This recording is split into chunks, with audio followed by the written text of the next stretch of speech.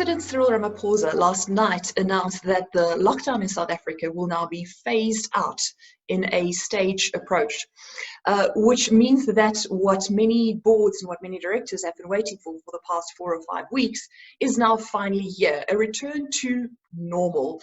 The problem is that this normal is not the normal that was expected. However, the financial year doesn't end and directors still have to discharge their fiduciary duties, but they'll have to do so in a new normal. During this panel session today, we'll be discussing what this new normal might look like and what directors and chairs of boards have to keep in mind to be effective in this new normal time. With me is the CEO of the Institute of Directors in South Africa, Palmi Natterson, and Sarita Martin, Richard Foster, and Simo Lushaba, all facilitators from the IoDSA. So, ladies and gentlemen, first question. In your expert opinions, what do you think this new normal will look like for boards? Simo, maybe you should go first. Thanks, Sarita, Juanita. Look, I don't think we are anywhere close to normality. Normality assumes that we are actually in control, we know what's going to happen, and things work the way that they're expected to work. What this situation has taught us of COVID-19 is we are not in control. The environment is in control. The environment, we need to be responsive to it. So one of the things that we have to actually accept, in my view, is that this is a new abnormal. We are going to be in an abnormal situation where we are going to have to learn. First of all, as boards, our approach should be, we need to learn, we need to be responsive, and we need to do so very quickly. So it's going to be very important that we are focused. It's going to be very important that we are responsive to the environment and we listen to strange voices. I think that's going to be very important because one of the things that this has taught us is there are some voices that were whispering about a magnitude of a pandemic that we are just going through now, but we did not really listen. So we need to do more than just listening. I think we need to be attuned to strange voices. That's our new abnormality. Sarita, you also had some thoughts on this listening to voices that were whispering way before the lockdown happened. Yeah, thanks, Junita. I fully agree with what Simo says. I do think that we are nowhere near a new normal. I think that when the virus started in early December, and I'm going to make reference to King 4 here in terms of the interdependencies and the fact that something was happening in the rest of the world, but we never took that seriously enough in South Africa. And that started, I think, on the 8th of December was the first case in Wuhan. And in sort of early January, the World Health Organization started to put through communication that this was coming down the line. As Simo says, there was a lot of whispering, but strategies were being done, risk management plans were being done, and this wasn't being featured on that. At this point in time, to again agree with Simo that I think boards need to be very agile. I think they need to be able to operate in an uncertain environment at this point in time. For a long time, boards have operated in a very certain environment because there hasn't been that many changes, even from 2008 when the financial crisis hit. So this is a very different environment. Palmi, your thoughts from an IoD perspective? I know you guys have pivoted quite significantly in a very, very short amount of time to have all of your professional development offerings now in a digital format, including all of your professional certifications, all of your new webinar series called Boardroom Bites at 9, digital director development. What did it take for you guys to pivot into a new uncertain environment, and what were some of your considerations? So I think the word agile describes it perfectly, because we were pushed into doing a whole lot very quickly because that was the only choice we had. And I think it's a lesson for a lot of business, because we sit back and kind of say, we'll get to it. It's difficult for now. It's expensive. We don't know if it's the right thing to do, because by nature, human beings are, creatures of habit kind of thing. And it's amazing for me to see what organizations can achieve when there's that pressure and they almost don't have an option because their survival is dependent upon innovating. And I think that for me was a key lesson that I think is gonna be on the top of minds for many boards and leaders out there now, because I really don't think what the new normal will be anything like what we saw before this pandemic. Richard, in your view, in this new normal, what is the responsibility of the chair in keeping all of the virtual lines together? I think there are two aspects to this. First of all, the external aspect. What is the chair's role? It's to lead the board. Lead the board, ensure internally the board is effective. So once you start to unpack that, what does it mean to lead overall effectively? It's to understand, where is the ship headed? What is the new norm at the moment, or what is the current norm? What is the new norm going forward in 6 months?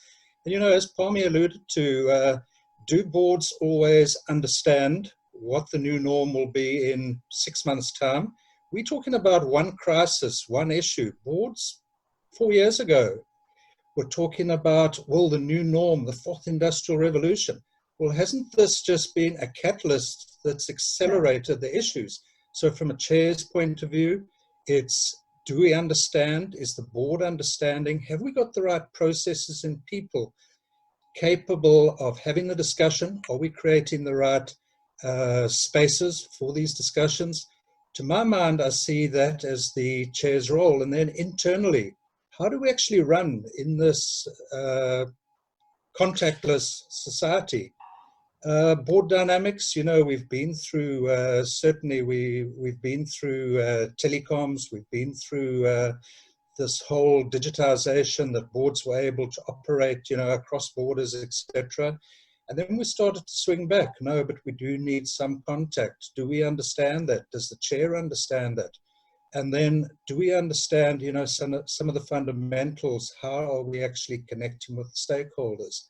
And specifically, although the CEO would be mandated to roll out the stakeholder strategy, the chair, the shareholders, something like the AGM, have we actually got our ducks in a row?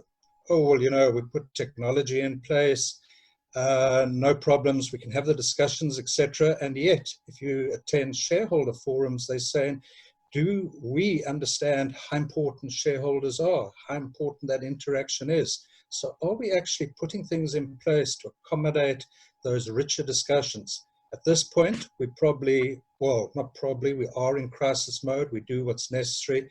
But I think, this is certainly an opportunity for boards to start thinking through what is the new norm. And perhaps that'll lead into what do we want on the agendas? How will the agendas look different from a point of view of what is strategy? How do you unpack strategy? What are the risks? And very importantly, what are the opportunities for the company as well? And do we need to actually understand these better in terms of the role going forward? As I say, I see it as a catalyst to accelerate what boards actually need to do. And Simo, I'd like to hear your thoughts then from a strategy point of view. What do you think boards should be doing? Because I'm assuming in crisis mode that the strategy that we've been running very successfully for the past X amount of years is now kind of off the table. Or do we go, this is the decision and we are just going for it? It definitely is out of the table. There's no doubt about that. We need to see strategy more as a process than an event now. I think the luxury of going once a year to strategize is out of the window. We need to have much more focused aspects of strategy discussed, possibly on a virtual platform, much more frequently.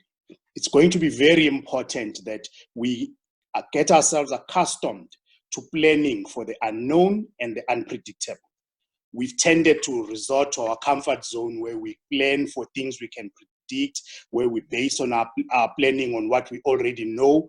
All of that has to change. We need to plan for dry spells. We need to plan for times that are very hard, that we are totally out of control. Because organizations, companies will still need to survive. And our ability to plan for those is going to be core in our strategy. And I think we'll have to rely on virtual teams being the most reliable in terms of sustaining our performance. I mean, this thing of you are a team because you know each other, you shake hands, you hug, you talk every day is not going to work. Of course, there are advantages to it because you're now also going to have a much greater reach to people that are far afield, people that you have not been able to bring to your session to listen to. So your sounding boards are going to be much broader, which I think is a very good thing.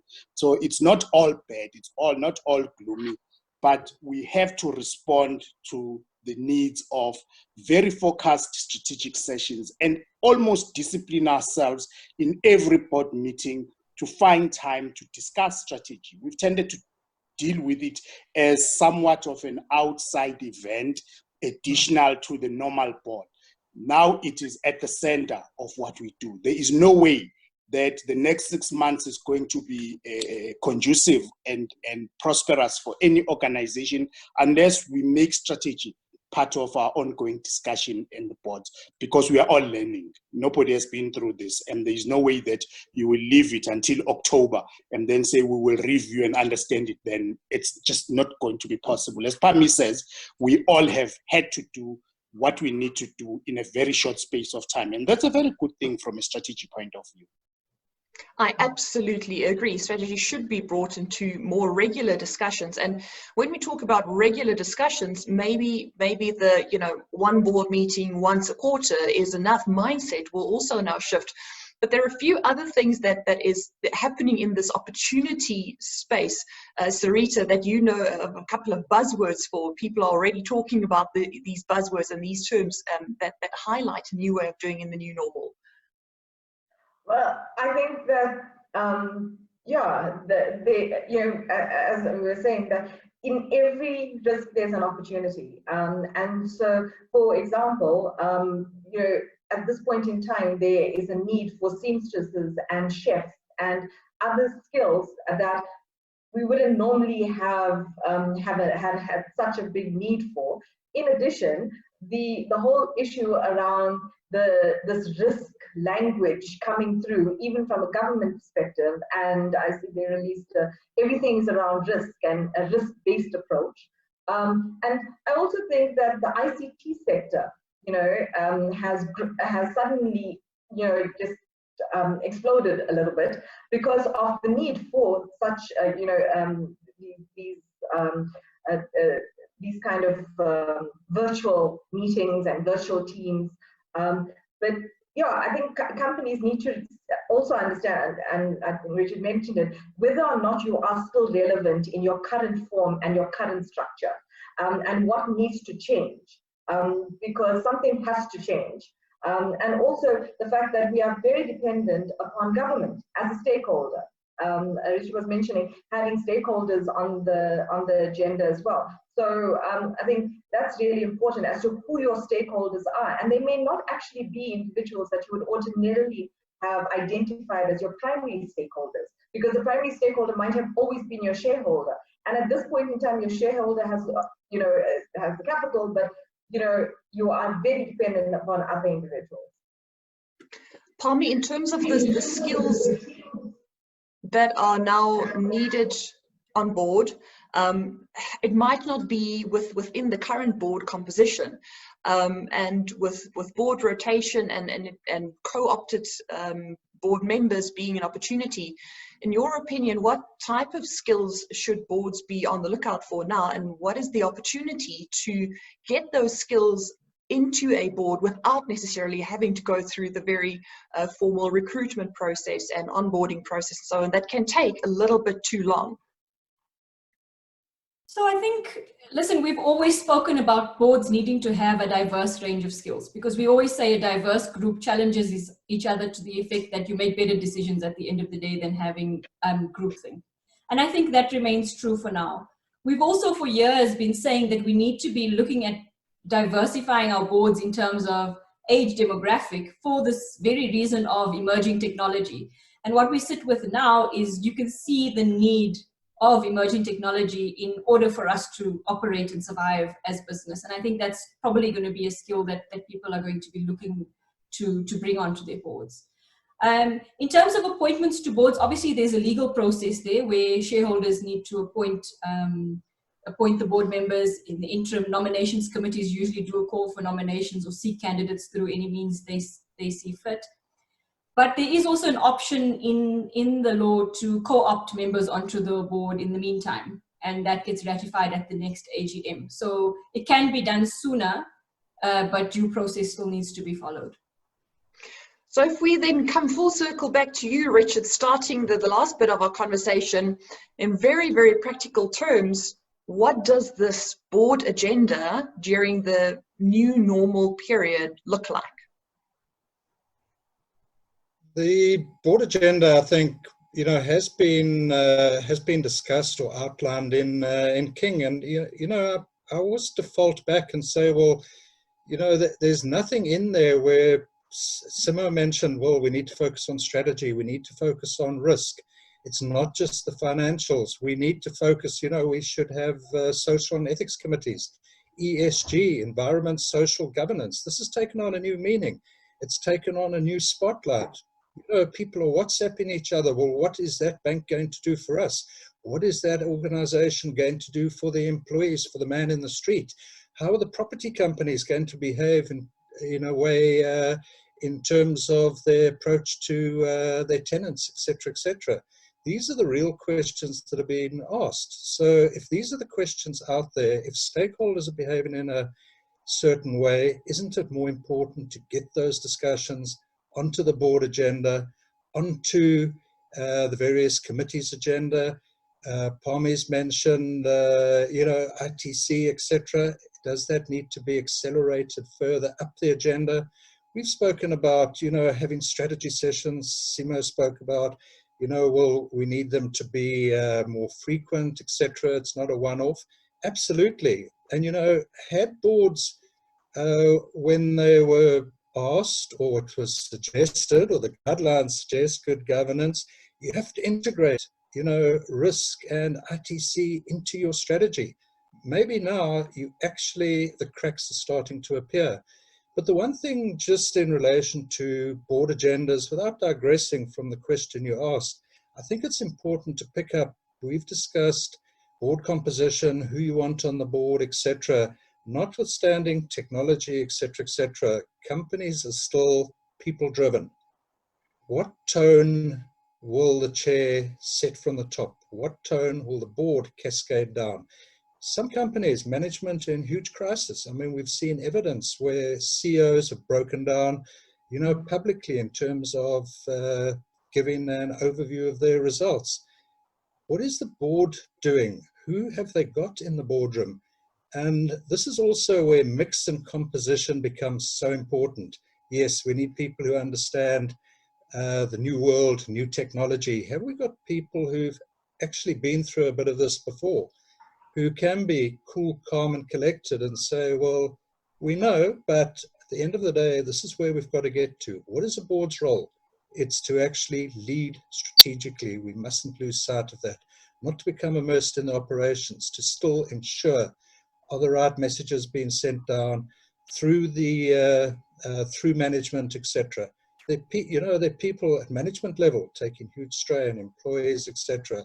It's for the board to understand all of these in terms of how do you deliver on your strategy, what are the associated risks, etc. And just playing to Sarita's comment, I think the level of discussion or amount of discussion around strategy, the emerging risks, and that opportunity space, this is also huge opportunity for boards to innovate. And that's where you sometimes need people who are able to, well, you know what, it's crisis time, but we'll come out of this better than anybody else.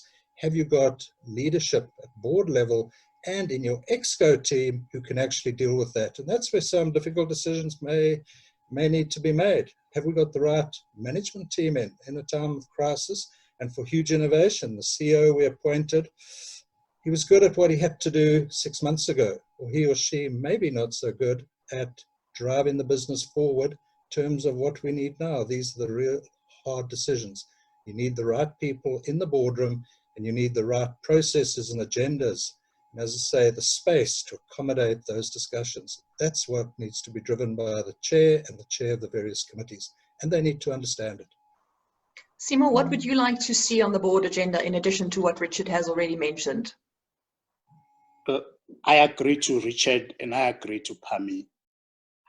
Good stuff, Diversity. Yes. Board diversity is going to be extremely important. I call it the rise of the social capital. You know, I think social capital is going to become very important in the board discussions.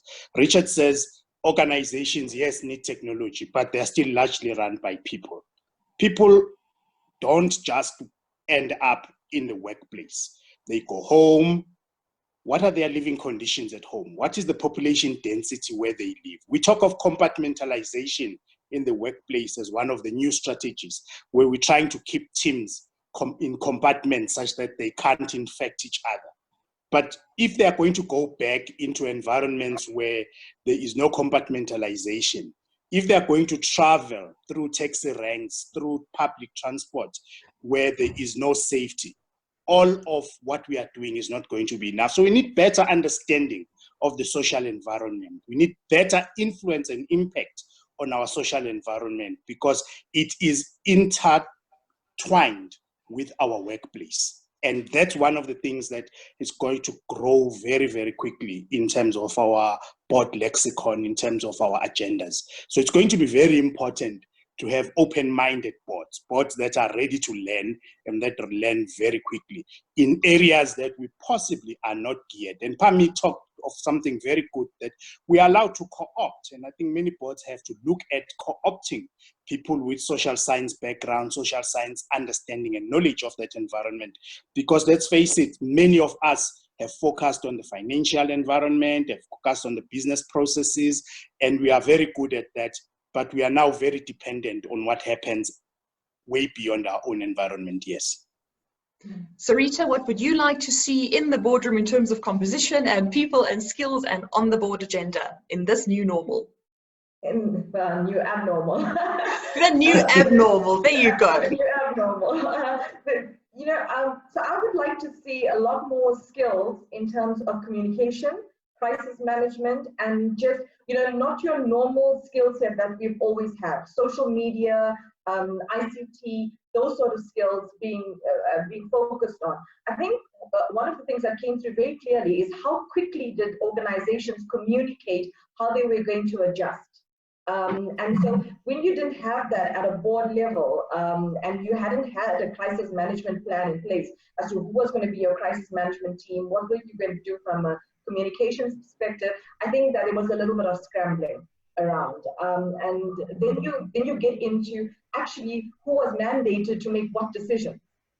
So I'd like to see one from a skill set perspective, just a lot more around the communication skill set. And the social media in particular, the diversity that Pami and Richard and Simo all spoke about is really, really important. And the fact that you need a chair to actually listen to everybody's view. That from a leadership perspective, that's really important, instead of the chair just taking charge and being very autocratic and dealing with the CEO alone.